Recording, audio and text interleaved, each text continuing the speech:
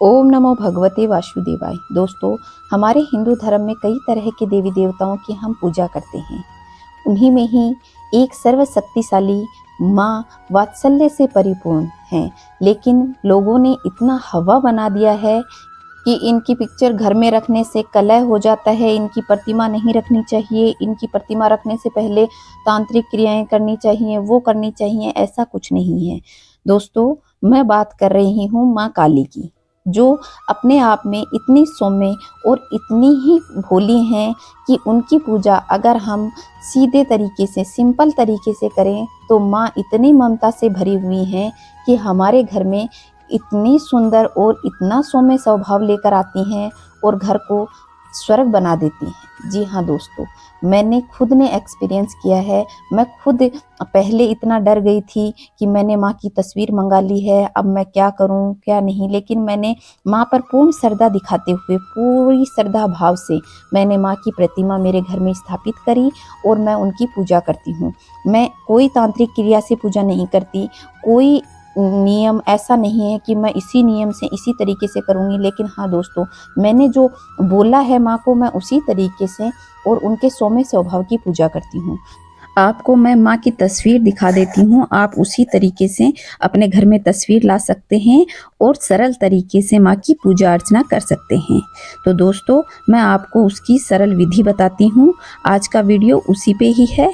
आइए जानते हैं माँ की सरल विधि से पूजा किस तरीके से करनी है, कौन सी तस्वीर लगानी है, कौन सी मूर्ति स्थापित करनी है, उसके बारे में भी पूरा वीडियो इसी के बारे में है, तो आपको मैं बताती हूँ।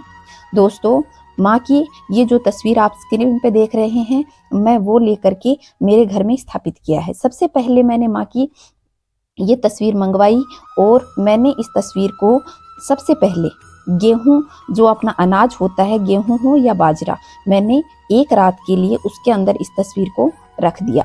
ऐसा कहते हैं कि इससे माँ के अंदर जो भी मतलब जो बहुत ज़्यादा पावरफुल जो एनर्जी होती है वो एक कंट्रोल में हो जाती है। ऐसा हमारे पूर्वज, मेरे को किसी ने बताया, हमारी एक आंटी है, उन्होंने, कि हमें ऐसी माँ की या देवता की जो तस्वीर लाते हैं हमारे घर में, उसको एक रात के लिए हमें अनाज में रखना चाहिए। तो मैंने ऐसा किया। मैंने मेरे घर में स्थापित किया है वही मैं आप लोगों को बता रही हूँ। तो मैंने रात भर उनको एक अनाज में रख दिया, उनकी प्रतिमा को। सुबह मैंने उनको निकाला, फिर उसको, जैसे वो तस्वीर थी तो मैं उनको गंगा जल से, और उनको वैसे तो धो नहीं सकती थी क्योंकि वो खराब हो जाती है, तो उसको मैंने चरणामृत बनाया और फिर उसको छींटे लगाए, फिर उस पूरी तस्वीर को साफ कर ली, फिर गंगा जल के छींटे लगाए और पूरी प्रतिमा को साफ करके, और फिर ये दिन था शनिवार का। शनिवार के दिन ही आपको करना है, ऐसे नहीं कि आप किसी भी दिन करें। काली माँ का दिन होता है शनिवार का, तो आप शनिवार को ही ये उपाय करें। तो फिर आप जैसे प्रतिमा ले ली, शनिवार को आपने कर लिया। फिर अगर आप तांत्रिक क्रिया के रूप में अगर माँ को स्थापित करना चाहते हैं तो आप काले रंग का वस्त्र यूज करें, काले रंग के कपड़े पहने, काले रंग की तांत्रिक विद्या करें।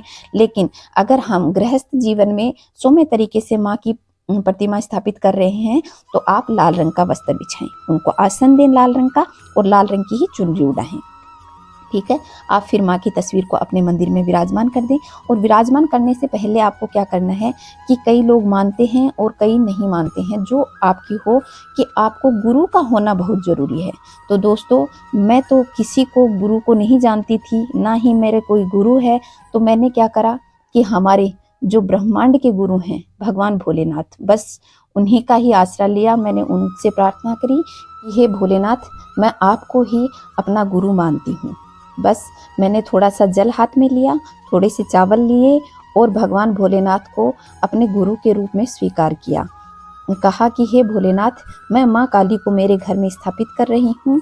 आप मेरे गुरु होने के नाते माँ से प्रार्थना करें कि वो सौम्य स्वभाव के साथ मेरे घर में विराजमान हो। इस तरीके से मैंने वो चावल और वो मेरे पास शिवलिंग है उनके ऊपर छोड़ दिया और मैंने भगवान भोलेनाथ को अपना गुरु स्वीकार किया। उसके बाद मैंने 3 माला, रुद्राक्ष की माला थी, उससे 3 माला मैंने ओम ओम ओम इस तरीके से मंत्र से 3 माला करी। और फिर मैंने माँ को स्थापित किया। और फिर माँ का मंत्र होता है क्रीम, कै और उसके नीचे र होता है, ई की छोटी ई की मात्रा होती है, और मैं ऊपर डॉट लगा होता है या आधा मैं, क्रीम मंत्र है।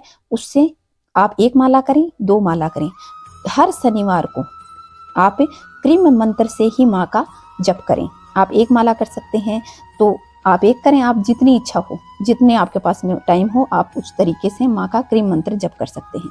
अब मैंने क्या करा, मैंने शनिवार को माँ को स्थापित कर लिया। सरसों के तेल का दीपक जलाया जाता है माँ के आगे। मैंने माँ को स्थापित करने के बाद में प्रार्थना करी कि हे माँ, मैं हर शनिवार को आपका भोग लगाऊंगी और आपका दीपक प्रज्वलित करूंगी।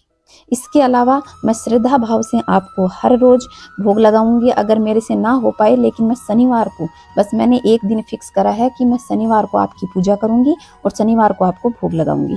दोस्तों, आप यकीन मानेगा कि मेरे घर में बहुत अधिक बरकत होने लगी है और कमाई में भी बहुत ज़्यादा फायदा हुआ है। और मैंने शनिवार को, हर शनिवार को माँ का भोग लगाना शुरू करा है। जिस दिन मैं घर पे नहीं रहती हूँ तो ऐसा नहीं है कि नियम है मेरे को शनिवार को लगाना ही है। मैंने माँ से प्रार्थना करी है कि माँ, मैं जब अवेलेबल होंगी तो मैं इस घर में रहूंगी, तब तक मैं आपका भोग लगाऊंगी। किसी कारण से मैं ना लगा पाई तो आप मुझे क्षमा कर देना। मैंने इस तरीके से माँ से पहले ही प्रार्थना कर ली है, उसके बाद मैंने घर में स्थापित किया है। और माँ, आपका ये जो सौम्य रूप है यही मेरे घर में हमेशा बना रहे। मुझे आप अपना ये काली वाला रूप नहीं दिखाना है। दोस्तों, सच मानिएगा, मैंने बस सौम्य रूप की ही प्रार्थना करी है और हमेशा मैं माँ को तस्वीर को देखती हूँ तो सौम्य रूप में ही देखती हूँ। तो अब आपको भोग किस तरीके से लगाना है, आप सरसों के तेल की एक बोतल मंगवा लें और उस तेल को आप हर जगह यूज ना करें। बस माँ के लिए मंगवाया है तो आप बस उसी में यूज करें। माँ का सरसों का तेल का दीपक जला लें और आप अंगारी बना सकते हैं, जैसे उपले की अंगारी बनाई जाती है, तो आप उस पे भोग लगाएं तो सर्वश्रेष्ठ रहेगा। वरना आप कपूर पे भी भोग लगा सकते हैं।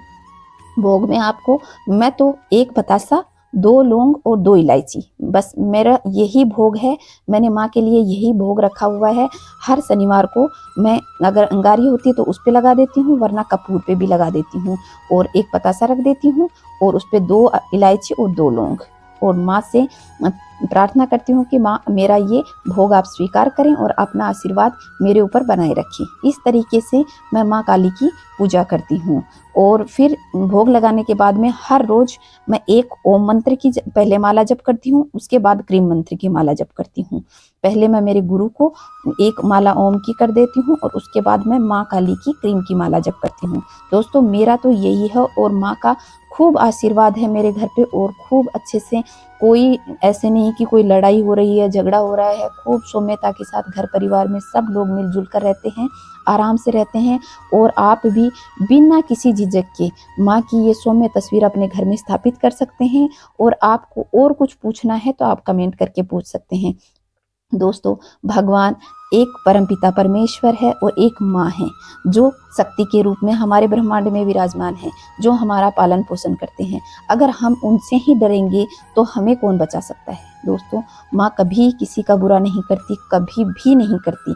चाहे माँ काली हो, माँ दुर्गा हो, चाहे माँ किसी भी रूप में हो, अगर हम माँ ही कहते हैं तो हमें डरने की कहाँ जरूरत है।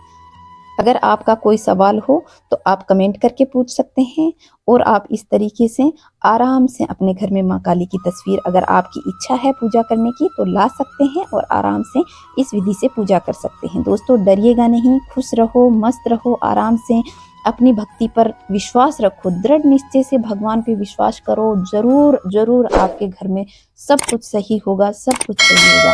इसी के साथ विदा लेती हूँ। खुश रहो, मस्त रहो, चारों तरफ स्वच्छता बनाए रखो। जय श्री नारायण दोस्तों।